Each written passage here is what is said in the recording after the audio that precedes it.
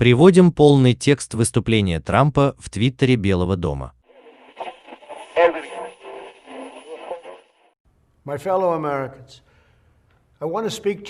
Дорогие американцы, я хочу поговорить с вами сегодня вечером о тревожных событиях прошедшей недели. Как я уже сказал, вторжение в Капитолий США нанесло удар в самое сердце нашей республики. Это разозлило и потрясло миллионы американцев по всему политическому спектру. Я хочу быть предельно ясным, я безоговорочно осудил насилие, которое мы видели на прошлой неделе. Насилию и вандализму нет места в нашей стране и в нашем движении. «Сделаем Америку великой» снова всегда стремилась защищать верховенство закона, поддерживать мужчин и женщин, работающих в сфере закона, обеспечивать соблюдение и поддерживать самые священные традиции и ценности нашей страны. Насилие со стороны толпы идет против всего, во что я верю, и против всего, за что выступает наше движение.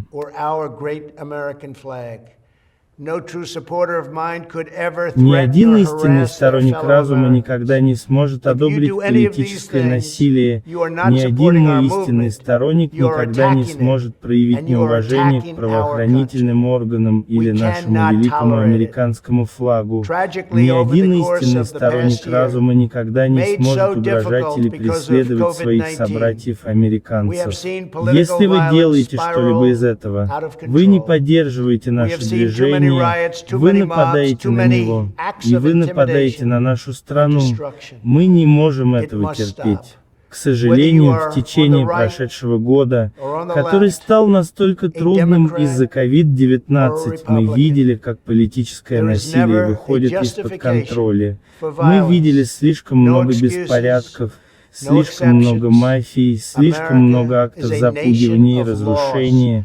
Это необходимо остановить, независимо от того, правый вы или левый, демократ или республиканец. Нет оправдания насилию, нет оправдания, нет исключений. Америка – нация законов. Те, кто участвовал в терактах на прошлой неделе, будут привлечены к ответственности.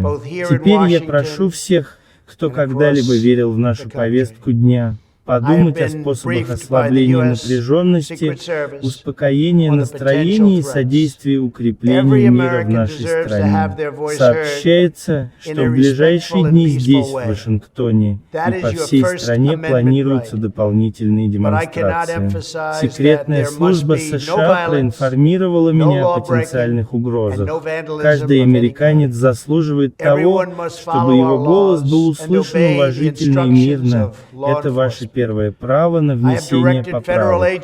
Но я не могу подчеркнуть, что не должно быть насилия, отмены закона или вандализма любого рода. Все должны соблюдать наши законы и выполнять указания правоохранительных органов. Я дал указание федеральным агентствам использовать все необходимые ресурсы для поддержания порядка в Вашингтоне, округ Колумбия. Мы приглашаем тысячи членов Национальной гвардии, чтобы обезопасить город и обеспечить безопасный переход без происшествий. Как и все вы, я был шокирован и глубоко опечален катастрофой в Капитолии на прошлой неделе. Я хочу поблагодарить сотни миллионов невероятных американских граждан, которые отреагировали на этот момент спокойно и сдержанно. Мы справимся с этой задачей, как и всегда. Я также хочу сказать несколько слов о беспрецедентном посягательстве на свободу слова, которое мы наблюдаем в последние дни. Это напряженные и трудные времена. Попытки устроить цензуру и внести в черный список наших сограждан ошибочны и опасны. Сейчас нам нужно слушать друг друга, а не молчать. Каждый из нас может сделать выбор в пользу того, чтобы подняться над злобой и найти точки соприкосновения и общую цель. Мы должны сосредоточиться на продвижении интересов всей нации, составляя чудодейственные вакцины, побеждая пандемию, восстанавливая экономику, защищая нашу национальную безопасность и поддерживая верховенство закона. Сегодня я призываю всех американцев преодолеть нынешние страсти и объединиться, как один американский народ. Давайте же выберем двигаться вперед едиными силами на благо наших семей, нашего общества и нашей страны. Спасибо, да благословит вас Бог и благословит Бог Америку.